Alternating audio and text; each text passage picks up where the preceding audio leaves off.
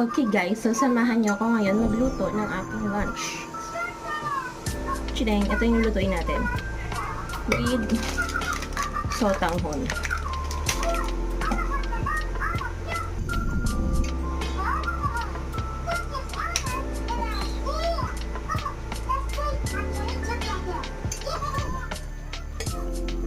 Lagay tayong butter. Kasi gusto ko butter yung nilalagay ko dyan para mas masarap.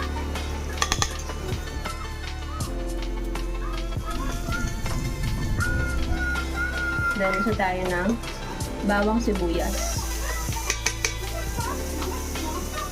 May nahiwa na ako kanina na bawang at sibuyas. Mas marami yung bawang kasi mas gusto ko talaga sa bawang. Dagdagan pa natin.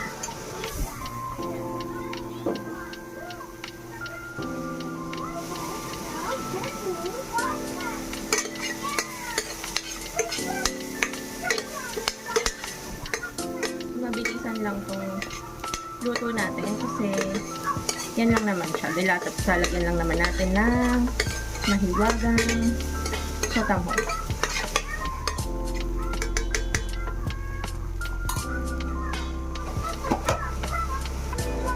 So, pag medyo nag-brown-brown na siya, yan, gusto ko na yung ganyang kulay ng bawang. Medyo toasted. Pwede natin ilagay yung dalata natin.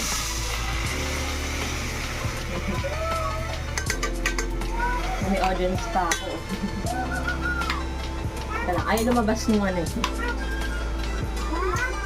Yan. So, si Unipack, may tatlong maliliit. May isang malaki, parang dalawa. Nahiwa lang. Yan. Meron siyang ganyan na laman. May audience pa ako yung anak ko. Okay. So, gusto nyo, durugin nyo siya. Pero ako, hihiwa-hiwain ko lang. Yan yung paghihiwa-hiwain ko lang.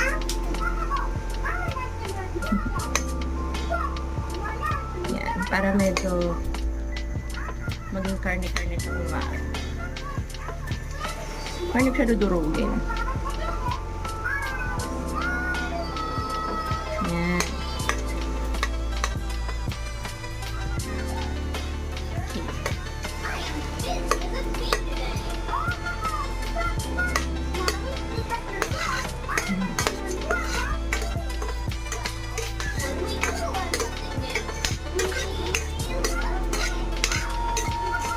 Tapos, pwede natin siyang timplahan.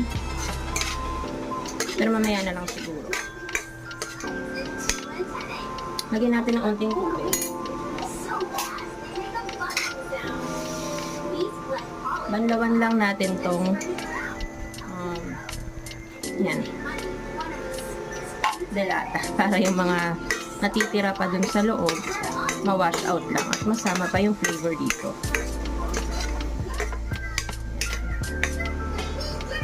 Lagyan pa natin yun.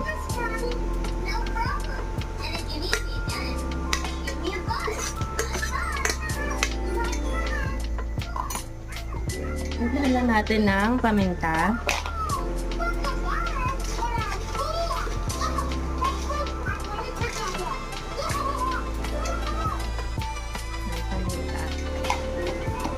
Tapos kung gusto nyo rin maglagay ng asin, ilagay kayo. Ako, sige, ilagay ako konti. Konti lang.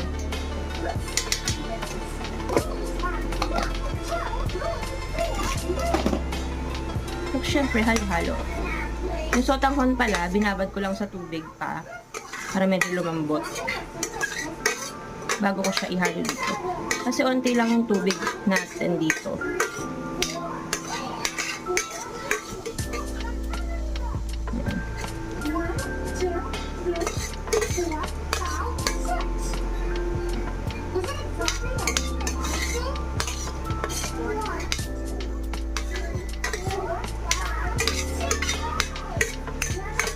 Tapos, tikman mo muna. Tikman din natin.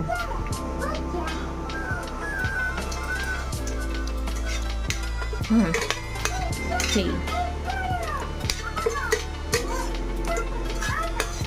So, yung iba, nilalagyan ng kalamansi ito. Minsan ako din nilalagyan ko ng kalamansi. Pero, this time, hindi na.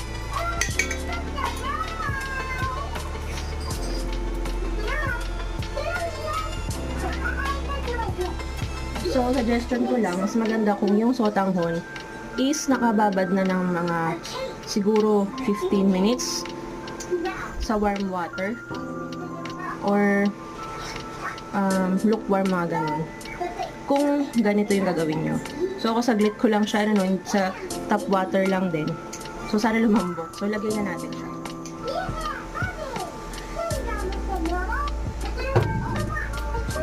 Kalat natin siya, syempre kailangan para maluto yung noodles.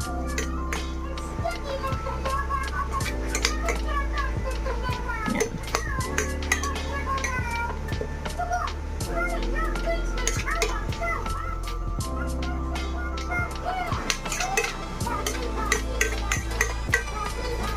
So, dagdagan pa natin ng onting tubig.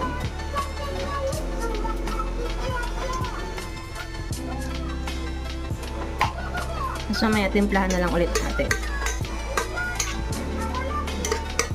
I-flat natin siya para ma-soak siya sa tubig.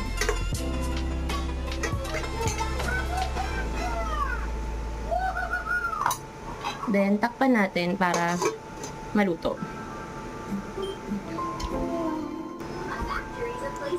Okay, check na natin.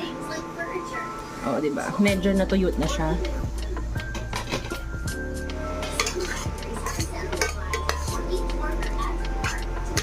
Yan.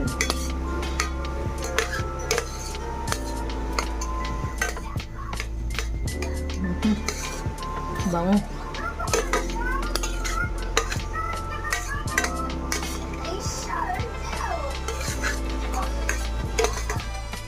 Check natin kung malambot yung noodles.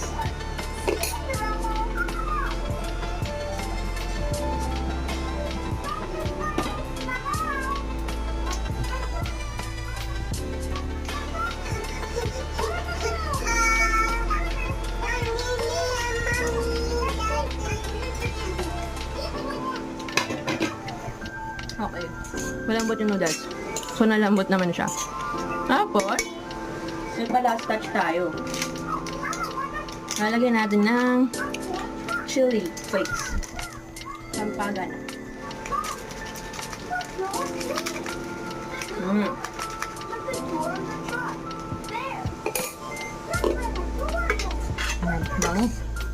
Ngayon yung may chili.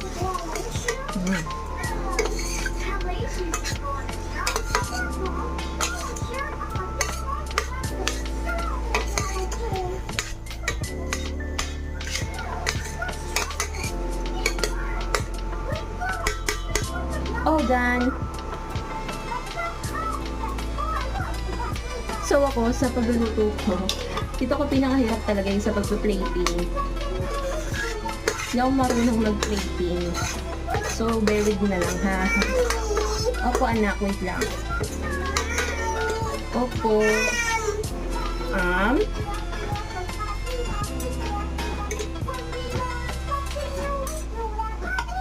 So, sana along the journey ko ay matuto ko mag-plating ng maganda.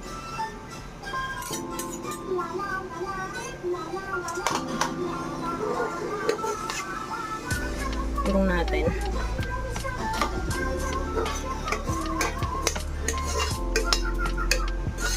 Kasi yun naman yung purpose nitong ating YouTube channel, no? Yung journey ko sa pagluluto. Though, syempre, di pa ako ganun kagaling mag-edit, mag-film. Pero I know eventually, I will learn and I will upload good videos soon, hopefully soon. More practice ako. Ito natin. Ay, mainit pala. Yan.